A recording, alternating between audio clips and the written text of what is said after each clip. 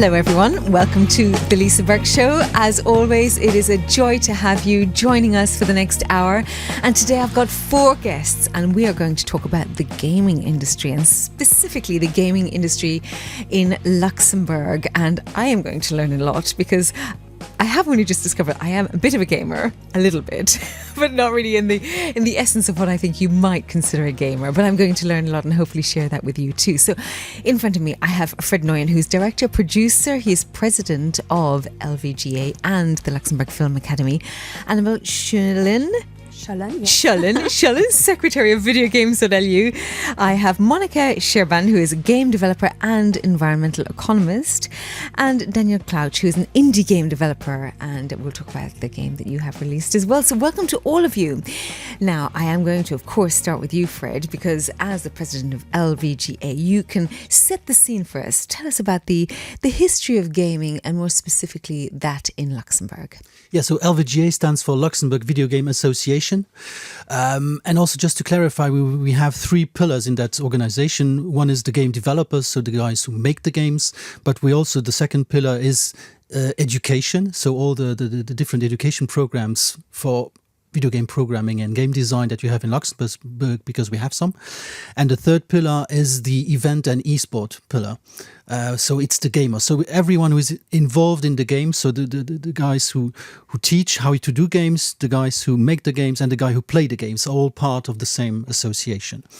The association has been created last year, so we're pretty young. But the idea was to get all the game developers together to have some lobbying power with the government to get some financing also going.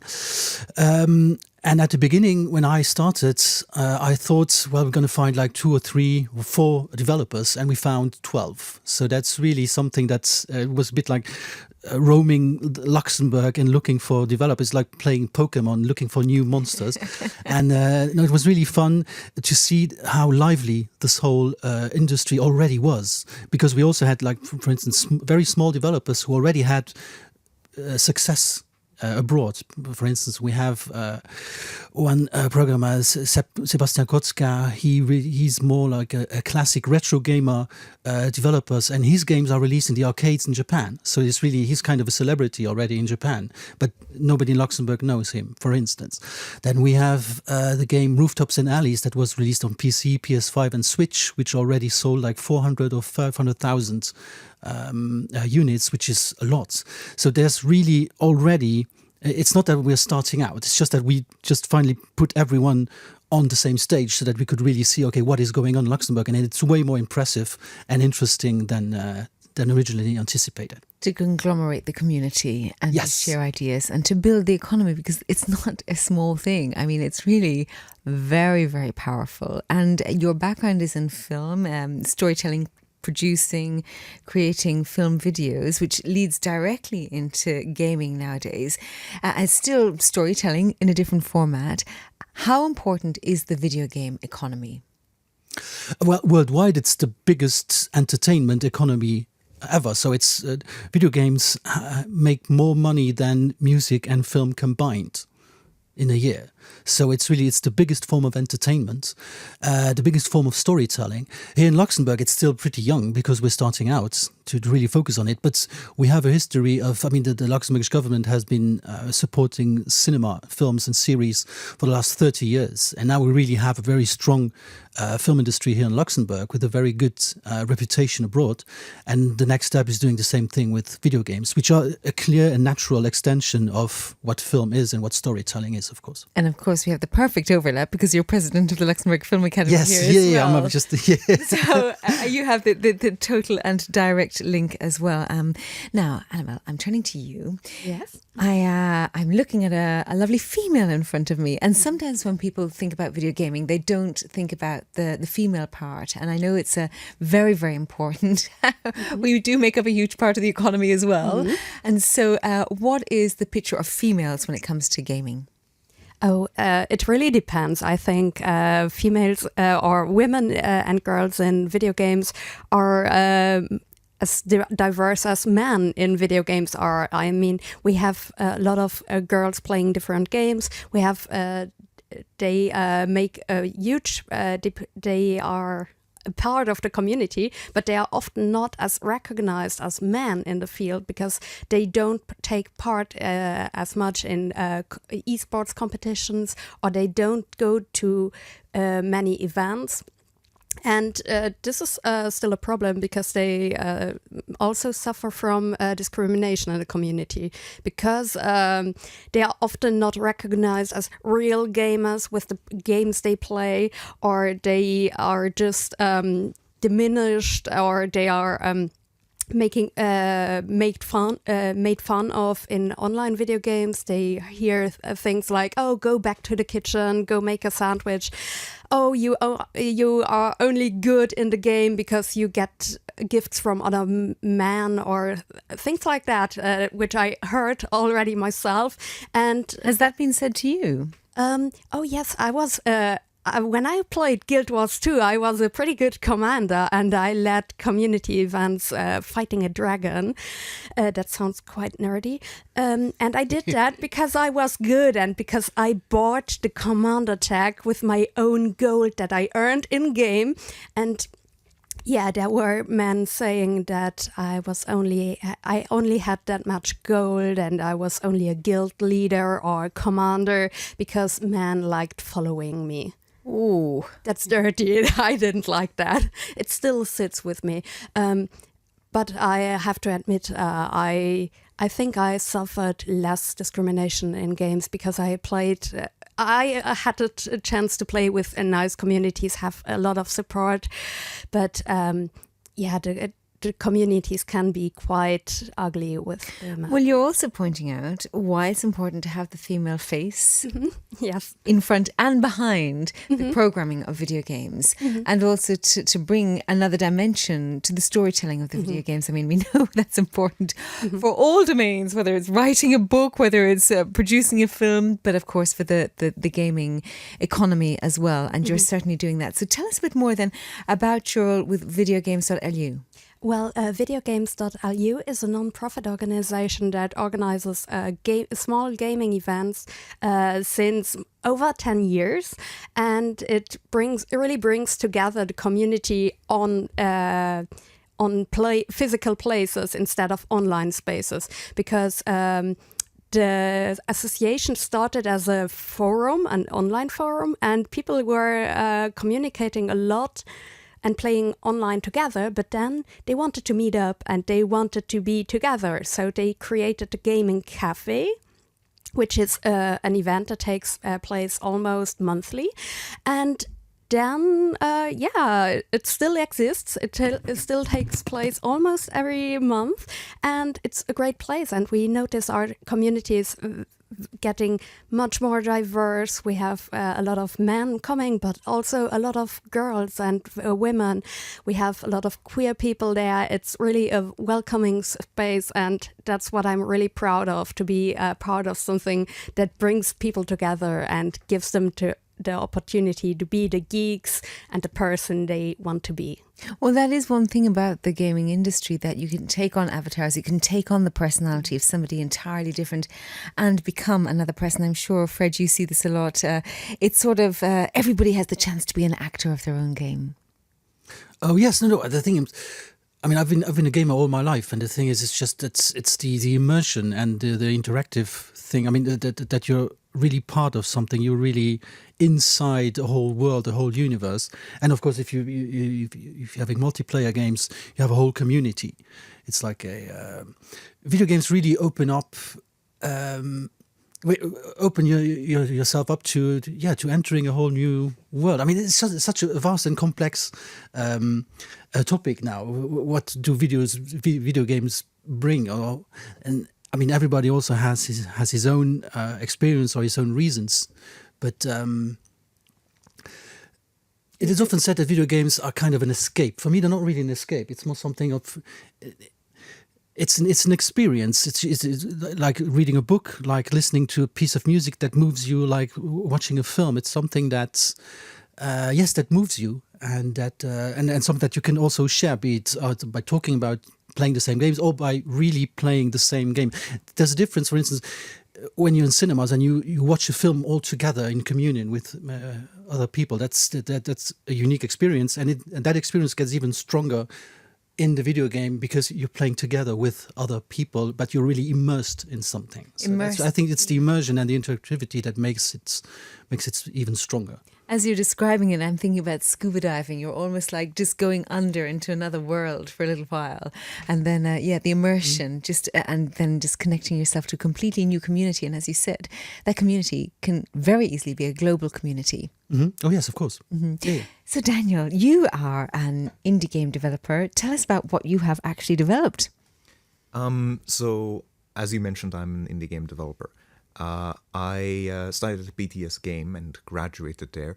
And afterwards, alongside two other students who also graduated there, Julie Fies, a very talented artist, and Stephen van Dorp, a very talented programmer, we came together afterwards and decided to try a hand at making a commercial product, just a game that we would release for everyone else to play.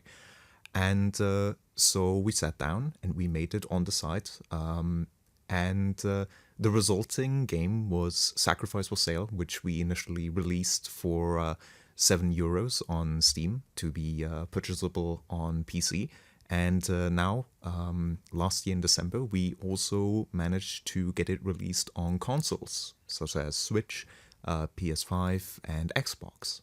How easy is it to, first of all, come up with a game that is completely functional and works across different platforms, and then to market it and release it in a very competitive global environment? Coming up with a game is probably the easiest part. I think it's also a very fun aspect of game development.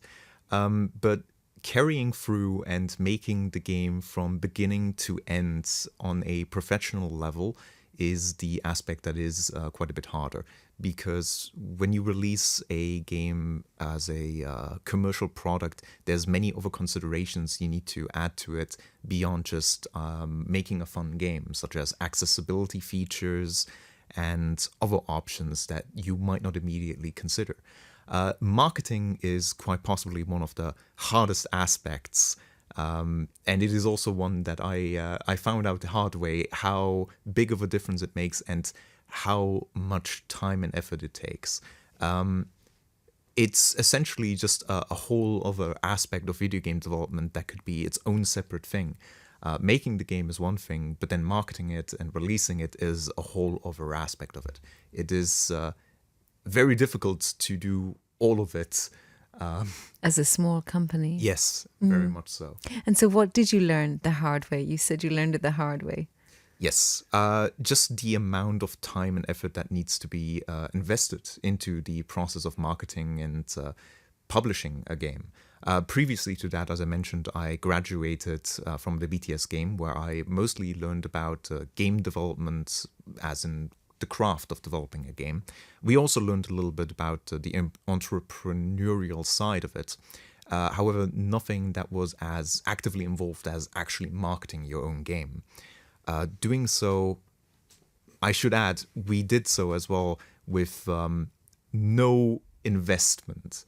So we didn't put any money out there within our marketing outreach or anything such as that. We just reached out to a variety of different influencers, streamers, did social media marketing, and it's just it's not that it is necessarily hard, it's that it requires a lot of research and time investment to do it properly. And so what was the most successful way for you to market your product? The thing that I realized was the most effective and successful way of marketing the product was, at the end of the day, networking with other developers and content creators and simply collaborating with them. So rather than viewing them as competition, it was more collaboration, which actually, to your point then, Fred, The whole purpose of developing this community here is of mutual benefit. Oh yes, of course.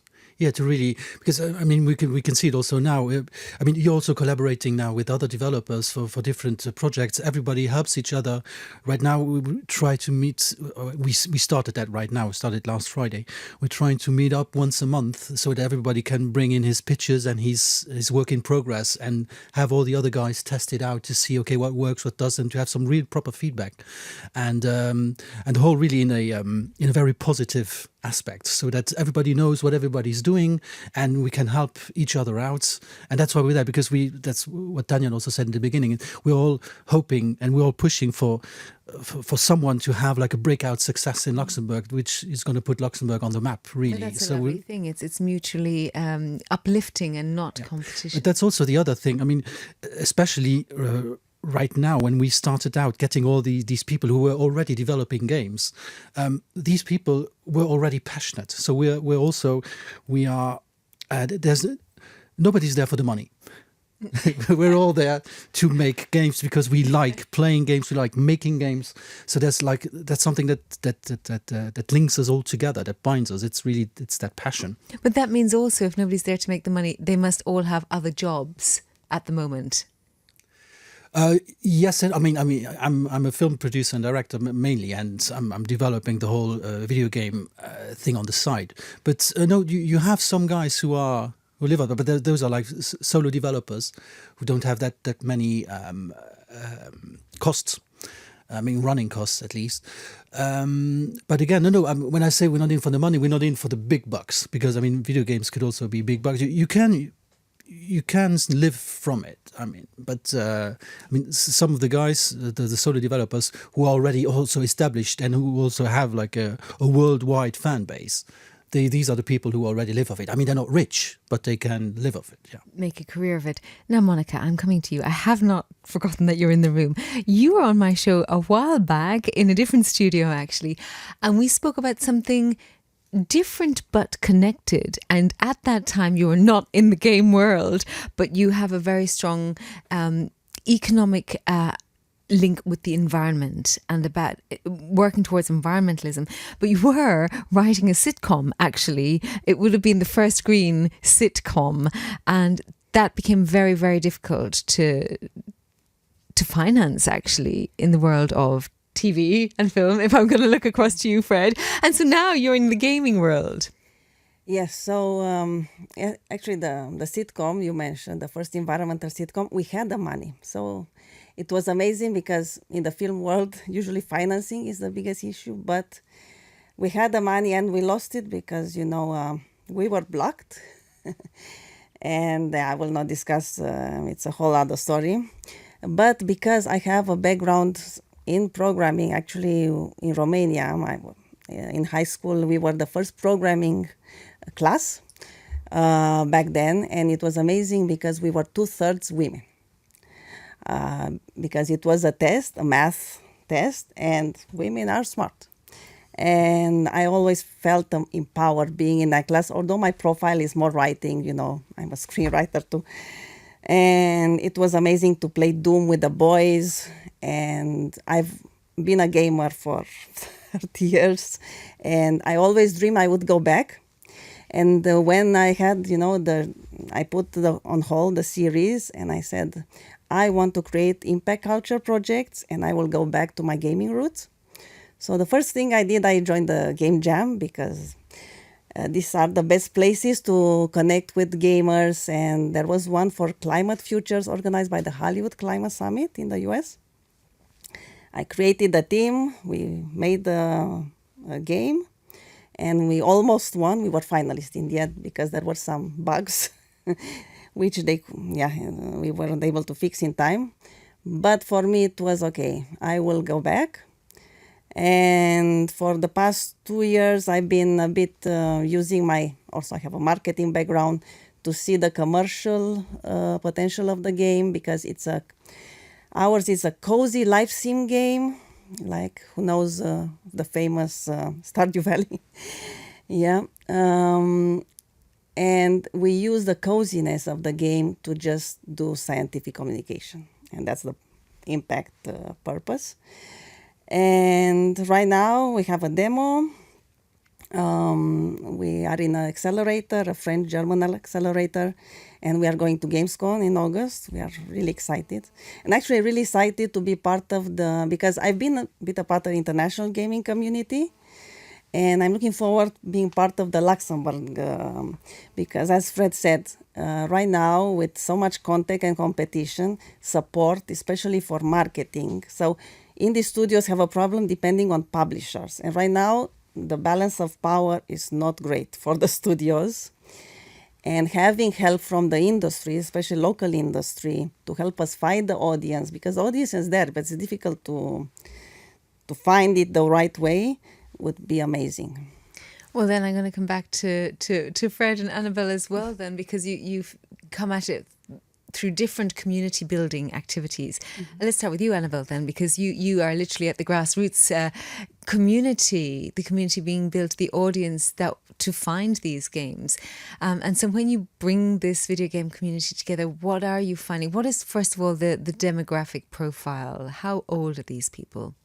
Oh, I would say that the demographics at our gaming cafe are, for example, rather between 30 and 50, 40, I'd say. Majority men, but more women every day. A lot of queer people, which makes me happy as well. But in general, it's very diverse. Like those are just the majority of the people. We also have a lot of young people discovering the gaming cafes, and we have a lot of older people also coming with their children or coming to discover us at events and say, oh yes, that's the game I played 20 years ago, 30 years ago. So it's really amazing to see how diverse the community is. At our events specifically, we find a lot of people who play fighting games or play games that you would play offline, couch co-op like. We tend to have less of these gamers that play Call of Duty or online games like World of Warcraft. We have less of those because we're focused on multiplayer games that are based on local gameplay. Mm-hmm. And then Fred, I want you to tell us a little bit about what Monica's also mentioned. Well, in fact, everybody's mentioned in different ways. This is a relatively new industry that's developing in Luxembourg. I mean, globally, it's quite mature in some ways, to the point that very famous people already have their avatars on many games, and it's a huge marketing strategy. I mean, for clear reasons. You said that film and something combined, video game and music and film combined. So all of the music artists and a lot of the actors as well, they are already integrating their own marketing into the gaming world. So what do you see when it comes to the development of the industry? What streams are coming together? You have the film background yourself, but what we've mentioned marketing a couple of times. If you are developing a game rather than playing the game, I mean, all of these things are coming together. You have to develop the game, you have to market the game, and you have to reach the community or build the community alongside you. How do you manage that? With a lot of work. So, no, of course. I mean, it's that's also something that we're working on to really set up a global approach on how to, for instance, by maybe creating some kind of Made in Luxembourg label for the games or something, and that could go through some kind of government agency to help us push these different games, or having.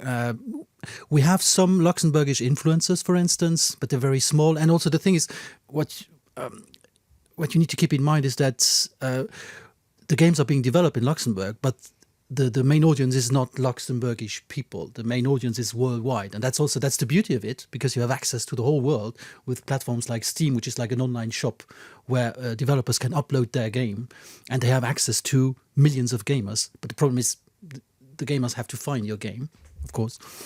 That's the big challenge right now, is that because for every game, I'm sure for every game there are really people who really want to play that game. For instance, I'm pretty sure that there are at least, in the 20,000 games released this year, there's going to be at least 10 games which are potentially my favorite game ever. And I can't find them. I mean, how I can don't you know about how them. can you find? And that's the thing. I mean, that's the big challenge. How do you? I think that's the next big challenge in the video game thing. And not only video games, we have the same problem with music, with film, with series. I mean, there's just so much offer out there. And how do you find it? And the curation of it all, I think, is going to be very important. And there's, for instance, in the video game world, there's one thing missing. There is no real proper video game festival, like a Cannes festival, where you have like curated films which are not released yet, which are very specific niche artistic films that are selected by a small committee, then a jury, and then stars come in to put some spotlight on it. And we need the same thing for video games, because I mean, you have video game festivals, but it's like they have like this huge competitions with 20,000 different categories, and it's games that are already released, and it's part of a big convention, so it's also get lost in the noise. And you really, in my opinion, you really need something to focus on. Also, the artistic and video games as art aspect of the thing. That's also something. There's still a bit of a stigma around video games, that it's for like 40-year-old virgins. But no, video games are art, and also something that I'm maybe digressing a bit, but what's also important is to define what a gamer is, because many people think a gamer is a 40-year-old virgin, and the thing is, everyone is a gamer. If you play a game on your cell phone, you're a gamer, and that's okay. It's like saying, we just wouldn't classify. Yeah, I'm not a movie watcher. No, you watch movies. It's all right. I mean, there's so many different movies and so many different games. So. In the coffee queue, you were saying to me, my mother is more of a gamer than me. Yes, because she plays every day. I don't have time to play every day, but my mother plays Sudoku on her iPhone. Yeah, and so she's on paper, she's more of a gamer than I am. Yeah, and she was very surprised by that. But going back to the Cannes Film Festival of the gaming world, it sounds like you have this in mind to create. Oh yes, that's one of my babies, my dreams to put something. Where is this going to happen? Well, ideally it would happen here in Luxembourg. Actually, because we are really like central. I mean, nothing is set now. This is something this is very exciting. To do. I don't have this in my notes at all, Fred. But, really, because Luxembourg is so central, it would make sense also to have something that. I think it would make great sense. And when is this going to happen? Can we set a date? Yes, next year. Okay, excellent. Yeah. Well, I look forward to having you back to talk about this. Yeah. Well, Daniel, this would help you immensely. I do also have to apologise to anybody watching this in video. From what I can see of what's going out, when dear Annabel speaks, the video is resting on you, Daniel. So it's flipping around. I don't know why this is, but it seems to have a propensity to be directed at you, Daniel. So I think we need to hear more. It's the start of the show. We need to hear more of your voice here. So you hear about this. What will you have launched for next year when we have this potential wonderful video festival here? So, I mean, let's go right back to your education. You've mentioned a couple of times you've done the BTS, the gaming BTS. That's important. It's important to emphasize that without that, you may not have grasped the confidence in order to say, hey, I've met these two other friends of mine now. We're going to work together. We're a small team. We're going to create a game. That part's not the hard part. And we're going to launch the game. So talk us through how important doing the BTS was in the first place. Yes. As a little bit of background about the BTS as well, because I think it's... the fact that it exists at all is really not a given fact. I know that a variety of people that felt very strongly, who were gamers themselves, who are teachers at the BTS, they fought tooth and nail to make this educational program actually happen. So it's really not a given that we even have it. And the goal with the BTS since day one was always to encourage the growth of a video game industry in Luxembourg by creating the next talent within the video game industry in this country. And how long has the BTS been running in Luxembourg? 2018, I think. 2018. Yes, it was 2018, because that's when I was there within the very first year when they opened, and it was 2018. You're right. So yeah, since 2018, it's hard to think about, but that is actually a long time now. Yes and no. Yeah, no, It depends how old you are. It's all Well, relative. I'm young, so for me it's a long time. Lucky you. We're lucky to have you. With the VTS, I mean, again, I just want to lean on this a tiny bit because, again, sometimes, not always, but sometimes doing an educational program such as this gives you the confidence to think, this is a real thing. This is accepted in society. I can make a living out of this. Yes. On the aspect of living, I would preface it by saying that if you are serious about going into it, money should not be the main aspect of it. I think this is true about any creative industry, really, be it movie or literary or anything really, is that the main reason for going it is very rarely monetary reasons. Video games are the same way, and Can I just lean on that? I just have to lean on that a tiny little bit because it's quite an important statement, because recently in the last few weeks I've had a couple of conversations with educational people. One, the director of the University of Luxembourg, one, the executive director of MUDEC, who is about to retire. And both are emphasising humanities, and let's lean into the creative nature of the humanities subjects and how globally there's a decline in people doing humanities subjects because they feel if they're going to pay for an education, and in many parts of the world one does have to pay for an education, it should lead to a job. And so it's really nice for you to talk about why people would choose to do a creative subject where it doesn't automatically and clearly link to a monetary feedback loop yet. So thank you is what I'm saying in a long way around. It's Thank you. Definitely a very important subject, and luckily the BTS game programming and art are very aware of that, which is also why a large part of the education focuses on also giving students the tools and abilities to shift if they need to. The game programming aspect also includes a lot of just generic programming knowledge that can be easily applied to a field that isn't specifically revolving around gaming. And how important is the art of programming now when one can use an AI system to program for you? I'm currently working within the software field as well, where we are also actively using AI within the programming aspect.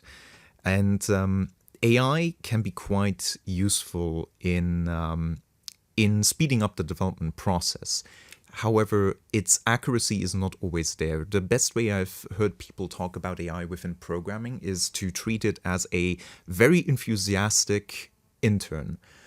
They will make progress fast, but the accuracy of it will not always be there. There will always be a human hand and guidance required, especially in programming. Because programming, more so than many other fields, is a field that requires precise accuracy. Well, I can think of a few other fields that require precise accuracy. Somebody's got their phone on. I can hear it buzzing away.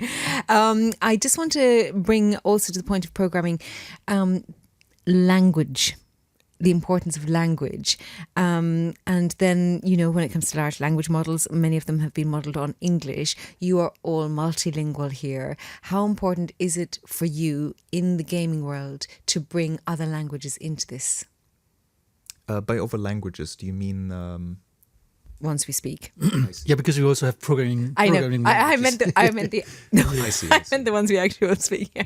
I do believe that actually being multilingual and having multiple languages and being them involved in the video game sector more so than many other sectors is very, very useful. Sorry to interrupt you there, but actually your question, it goes both ways. When I say the ones we speak, that also flips back to the programming, because what I meant was a lot of the AI models are built on English. So in fact, it flows right from the programming outwards. I see. I think the languages spoken don't affect the coding. Oh, the coding. But with the AI models, the large language models, they have a lot of their systems based on English systems. Yeah. And so, just given that you are all multilingual from different countries, how does that feed into the gaming world? Work-wise, there's no influence, because when you work with everything, you do everything in English. But for instance, I think for Daniel's games, who are very language and text based. I think that there it's pretty important. And you could also that's the thing, when you localize different versions, you can localize them yourself, or at least you can supervise the localization yourself because you speak all these different languages. So it kind of helps. But yeah, no, speaking all these languages as a Luxembourgish person is not really impactful, I think, on creating games. Or I mean, it just shows that we're probably more open because we can be more diverse. But other than that, it doesn't have. I think it doesn't have a huge impact. I mean, I'm talking for myself now. It doesn't.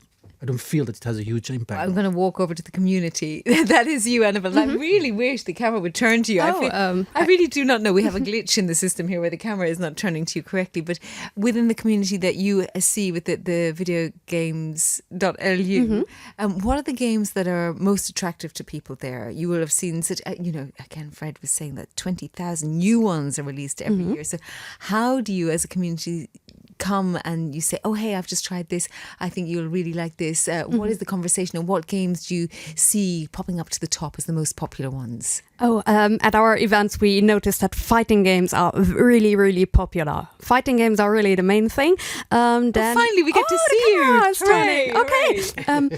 Okay, perhaps I need to move closer to the mic. Party games and fighting games are really booming at our events, I would say. But other than that, we also noticed that a lot of Nintendo games are really popular. I think things like Metroid, The Legend of Zelda, Mario, they have that popularity around them, and so once there comes out a new thing, people always like to play it or return back to the roots and check it out. So I would say that mainly party games, multiplayer games, and also the classics.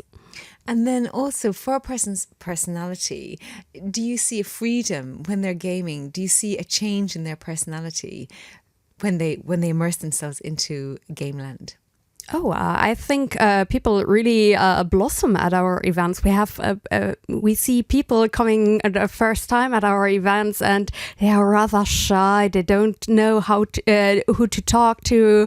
But we also work with the motto "Spiel mit," and which means "play with us," and which is really the motto of our events. We try to encourage people to sit with strangers, play something with them, and I hope that they find people to vibe with. So really notice that people blossom and that they try talk to more people. They get to know the community. So it's a really positive thing, and I would say that video games really help those social interactions. It's so nice that you talk about this, because a lot of people, to go back to your stereotype of this person in the bedroom playing alone, that is a stereotype, and part of that is a stereotype because part of that is true.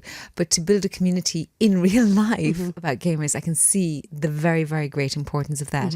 So Monica, back to you then. So you find yourself now working with the Science Centre here in Luxembourg, and you've built this environmental storytelling through the world of gaming. How is storytelling through the creation of a game different to that of storytelling through a series, a sitcom series in your case, or storytelling in a different way? It could be written down or literally an oral storytelling. So how is it different within game?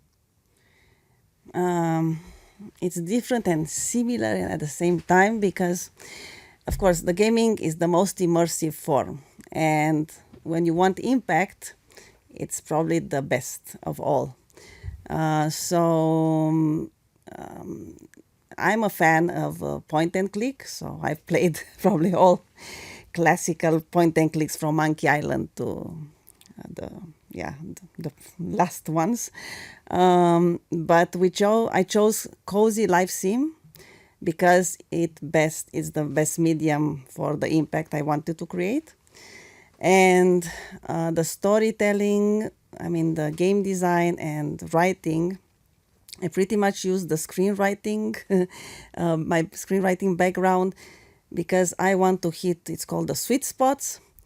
What emotions do I want to create in the game?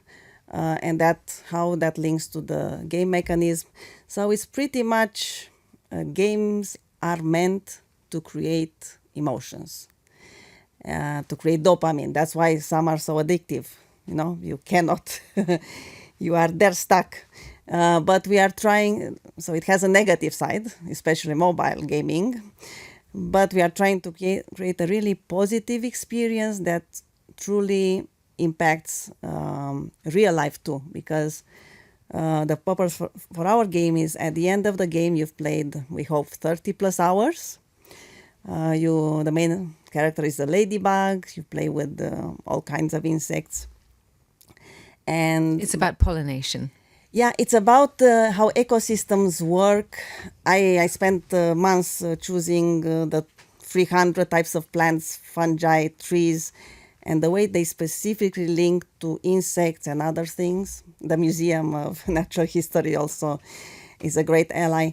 And you go through it by gaming, just by, interacting, falling in love. We have romance in the game. And then at the end, you suddenly know a lot about plants, about insects, and you never even made an effort. It's naturally imbibed. Yeah, it's complete immersion. And you are connected. It's not just knowledge. You're emotionally attached. And that's the impact we hope. People will see insects and plants differently. Yeah, it's that connectivity that you have. And then when it comes to the archetypes of a gamer, Fred, what are the different archetypes of a gamer? Well, the archetypes of the game are you have to be human. I think that's the only archetype there is. Okay. You have to be human and connected to mankind, because it's video games are a medium. It's like for me, there's no difference between reading a good book or watching a good film or listening to a good piece of music.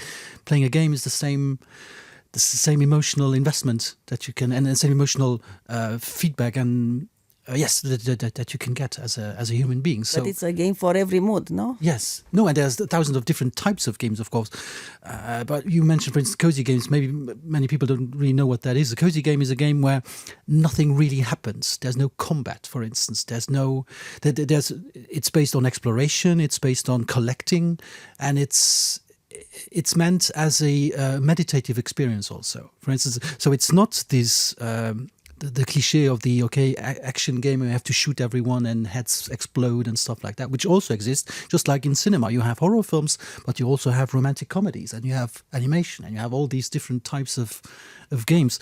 And if I might open another track here, is that video games are still very young as an art form. And for me, the fact that, for instance, cozy games 10 years ago is something that was unheard of. What do you mean you're going to make a game when nothing happens? Get out of here. But the thing is, there are so many, the video games still have so much things to explore, so much things, a new type of language to explore. Just to give you an example, if we just compare it to film, you have horror films and you have horror games. Good. You have adventure films and you have adventure games. Now, if you go to the documentary, you don't have proper documentary games. So how can you really... put it in the documentary experience? How can you make it more immersive, or how can you make it more interactive? Well, I have seen some games where you can travel through different times and experience history and geography. Even if you're shooting and killing people along the way, you can really deeply immerse yourself in those. No, but I'm pretty sure that there are still so many. In 10 years' time, there's going to be new game genres that we can't fathom yet. Mm-hmm. For me, and that's something that's very exciting. Very exciting, because there's this whole potential. That's what I said before. It's like the Wild West. It's something to explore, and we are world pioneers right now. And we as developers, you kind of feel that something is there over the horizon. You can't quite see it. That's again, excitement is really for me the key word right now. I can feel it, even if it's very hard and there's loads of competition. But yeah. Well, I mean, it basically sounds like everything is open and all options are open. And so, Daniel, then when you were creating this game Sacrifice for Sale, which is now released and available for anybody who wants to go and have a try with your friends from the BTS game graduates, all of you, 3 of you, were you thinking about something that you would like to play when you developed it, or were you thinking about linking it directly to an audience? That is a very good question, and I think it strikes to the core of, I believe, most developers starting out within video game development. Because I believe most video game developers who start out create games that they themselves would want to play. Or in other words, they create games for themselves primarily. While other game developers create games directly for target audience, or rather other people. The truth is, with Sacrifice for Sale, we fell into the primary category. That is, we made the game entirely because we thought to ourselves, man, we would really love to play that sort of game. And that is not always the best way of developing things, because the truth is that you are not necessarily... the truth is, I think, most game developers are not normal players. So developing for yourself might mean alienating a lot of normal players. What's normal? Yes. But having said that, when we made Sacrifice for Sale, it is definitely, unarguably, a unique game that does something that we haven't seen before. But having said that, that doesn't mean it's never been done before. It just means that we didn't see it before. And that's the other flip side of it. You mentioned earlier that there's a lot of games, some of which could be your favorite ones, but you never found out about them. And with that in mind, there are a lot of games that are experimental in nature, because there is a lot of unexplored territory within video games, some of which is only recently being struck to what other kinds of interesting games can be done. And some of that territory has already formally been explored, just nobody ever noticed or found out about it. You know, we have AI now and everything like this, and a lot of people are leaning on that for educational purposes, for psychological purposes as well.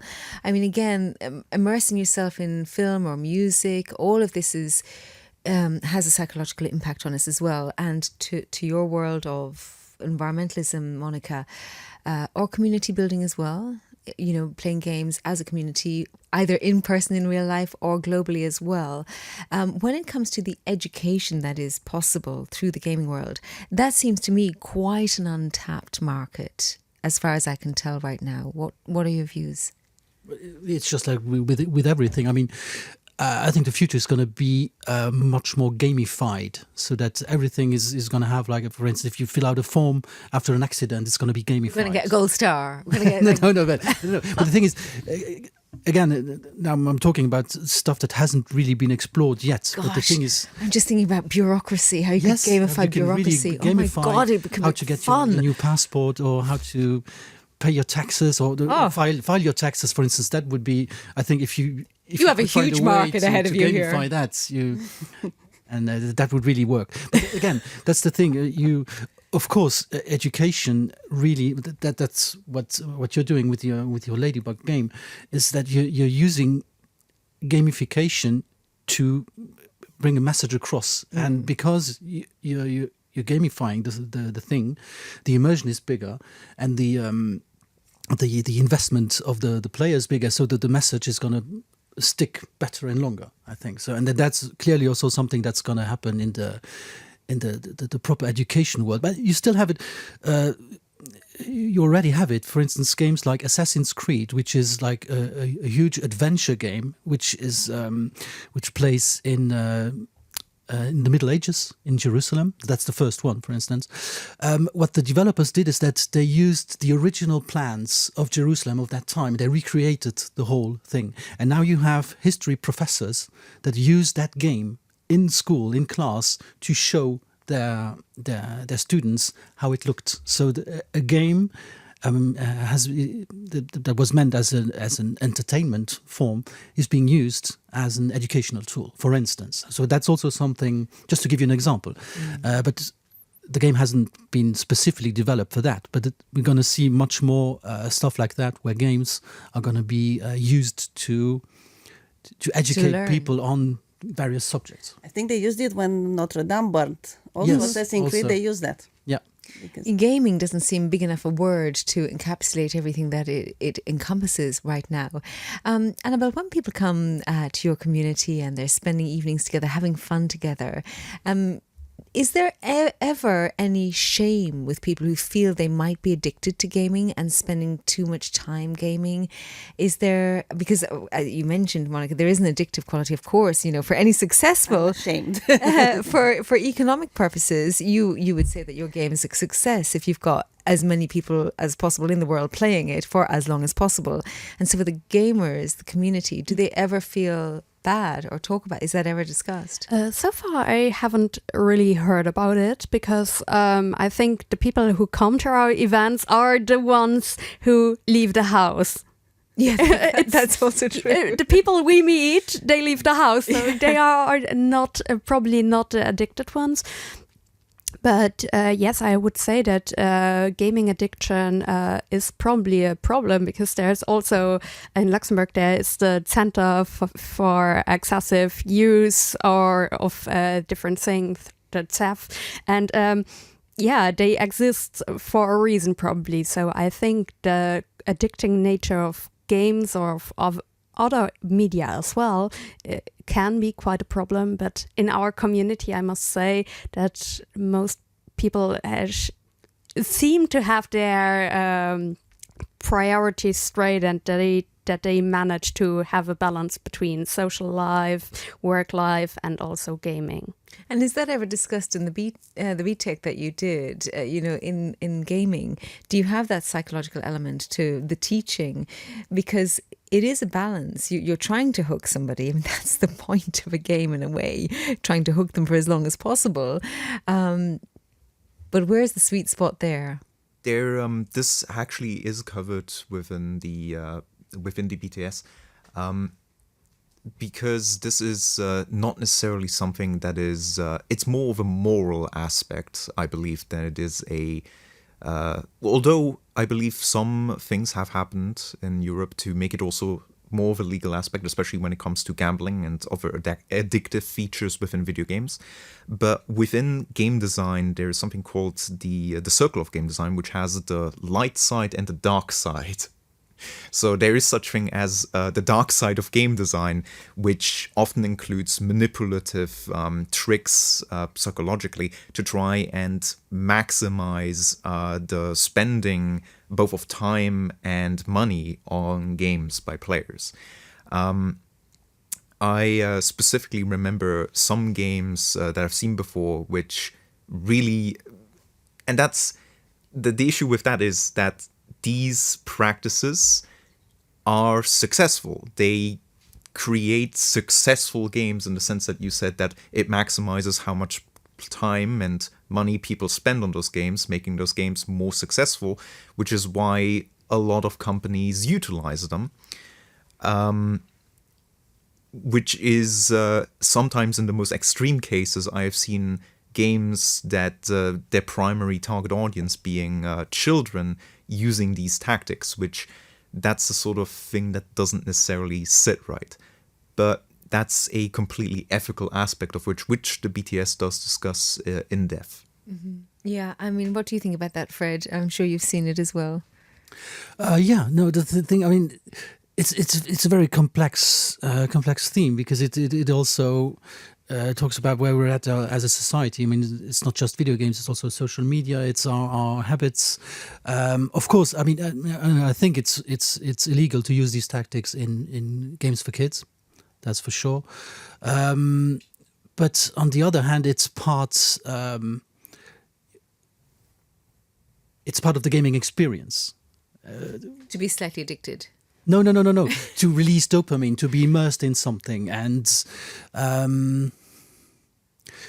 of course, I mean, I'm all for to really keep them in check, and I don't think that any of the games developed and in development here in Luxembourg are reliant on really pushing these kinds of tactics or mechanics.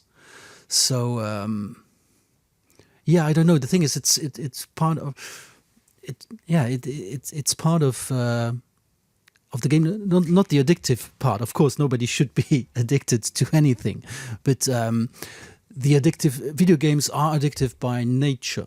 It's an and interesting. It depends on how far you push it and how far you integrate these manipulative mechanics in your own game. And in your purpose. I mean, if your purpose is really to take money from people, which is called monetization, that's a practice which I think has been legally.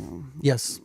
But in general, for example, narratives games, they are like a book. You start them, you finish the story, you're done. So there's no addiction truly there.